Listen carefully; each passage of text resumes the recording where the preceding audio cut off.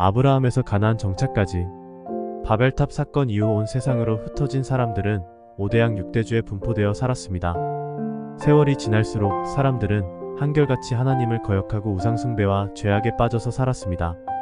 온 세상을 돌아보아도 온전히 여호와 하나님을 경외하는 민족이나 족속이 없었습니다. 아마도 소수의 경건한 백성들만이 셋과 노아의 신앙의 명맥을 이어가고 있었을 것입니다. 그 예가 아브라함과 동일시대에 살았을 것으로 추측되는 욥의 가정이 그렇습니다. 하나님은 이런 세상 가운데서 오직 여호와만을 경외하는 경건한 민족을 세우기로 작정하셨습니다. 그 이유는 그 민족을 통해서 하나님의 독생자 예수 그리스도를 보내시고 그 민족이 먼저 예수님을 믿고 변화된 후에 그 민족의 백성들을 통하여 온 세상을 구원하시기 위함이었습니다. 하나님의 구원 계획은 에덴 동산에서 아담과 하와가 뱀의 꼬임에 넘어가서 타락하였을 때 이미 선포되었습니다.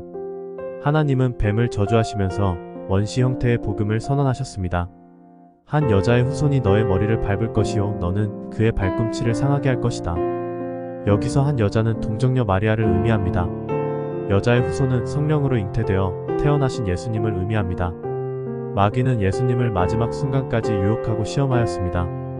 예수님은 연약한 육체 가운데 있었기에 마귀의 시험과 유혹이 큰 도전이 되었습니다.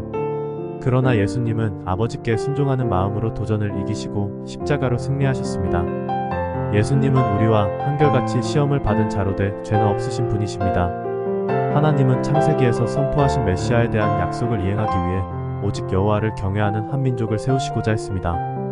그래서 노아의 세 아들 가운데 영적인 장자권의 축복을 받은 셈족 가운데서 한 사람을 선택하셨습니다. 그는 메소포타미아 지역, 즉 오늘날 이라크 땅, 에덴 동산에서도 언급된 티그리스 강과 유프라테스 강이 만나는 유역, 갈대아 우르라고 부르던 땅에 살던 아브람을 부르셨습니다. 아브람의 아버지 데라는 우상의 형상을 만들어서 팔던 사람이었습니다. 아브라함은 우상 숭배에 일조하는 일을 하던 사람의 아들이었으니 어찌 보면 믿음의 조상이 될 자격이 없었습니다. 그런데 하나님이 아브람에게 갈대아 우르, 내 고향, 친척, 아비 집을 떠나서 지시할 땅으로 가라. 그리하면 너에게 그 땅을 주고 너에게 복을 주고 내 자손을 창대하게 하리라고 약속하셨습니다. 당시에 아브람은 결혼하였으나 자녀가 없는 상황이었습니다. 새로운 땅과 번성하는 후손을 주겠다는 하나님의 약속은 그에게 매우 동기유발이 되는 약속이었습니다. 그러나 대대로 살아오던 터전을 버리고 미지의 땅으로 가는 것, 그것도 언어가 다른 민족의 땅으로 간다는 것은 목숨을 내놓는 무모한 선택입니다. 그런데 아브람이 약속을 의지하여 떠났습니다. 그의 출신과 배경은 하나님과 정반대에 있었으나 그가 우상을 버리고 오직 하나님만 섬기기로 결단한 것은 가히 믿음의 조상이 될 자격이 있었습니다. 아브람은 고향을 떠난 후에 약속의 땅으로 가다가 잠시 멈춘 적도 있었습니다. 아버지 데라가 도중에 마주친 하란이란 도시가 매우 번성하여 살기가 좋자 그곳에 정착을 했기 때문입니다. 아브람은 노령의 아버지를 섬기는 마음으로 그곳에 함께 머물렀습니다. 그리고 아버지가 돌아가시자 약속의 땅을 향한 여정을 계속 이어갔습니다. 그리고 드디어 약속의 땅 가나안, 오늘날 이스라엘 땅에 도착하였습니다. 원래 이 땅은 셈족이 살고 있지 않았습니다. 노아의 둘째 아들인 함의 아들 중에서 가나안의 후손들이 살고 있었습니다. 그래서 그 지역의 이름을 가나안 땅이라고 불렀습니다. 아브람이 가나안에 도착한 이후에 하나님은 아브라함에게 보다 구체적인 언약을 주시면서 그 이름을 아브라함으로 개명해 주셨습니다. 한 가문의 아비가 아닌 열국의 아비가 된다는 축복의 이름이었습니다. 이렇게 해서 가나안 땅에는 아브라함의 후손들이 정착하여 살기 시작했습니다. 아브라함의 아들 이삭이 살았고 이삭의 아들 야곱이 살았습니다. 야곱은 12아들을 낳았고 그 아들들 중에서 요셉은 형제간의 시기와 질투 때문에 우여곡절을 겪고 애굽으로 종으로 팔려갔습니다. 요셉은 그곳에서 하나님의 은혜로 애굽의 총리가 되었습니다. 가나안에 큰 기근이 들어서 도저히 살 수 없게 되었을 때 하나님은 요셉을 통하여 야곱의 가족들을 애굽으로 이주하여 살게 하셨습니다. 처음에 이주할 때는 70명이었습니다. 그런데 400년 후에 애굽을 떠날 때에는 장정만 60만 명의 인구로 불었습니다. 애굽에서의 400년 생활은 이미 하나님이 아브라함에게 예언하신 말씀이었습니다. 그러면 왜 400년 동안 약속의 땅을 떠나서 살게 하셨을까요?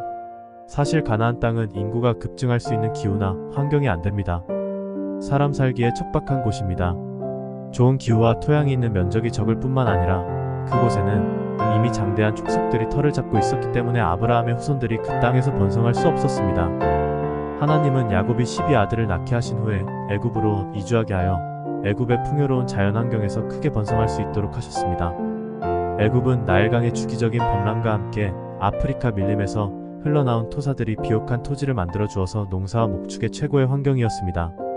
그곳에서 아브라함의 후손들은 400년 동안 번성한 결과 70명이 장정만 60만 명이 되는 인구 폭발을 하였습니다.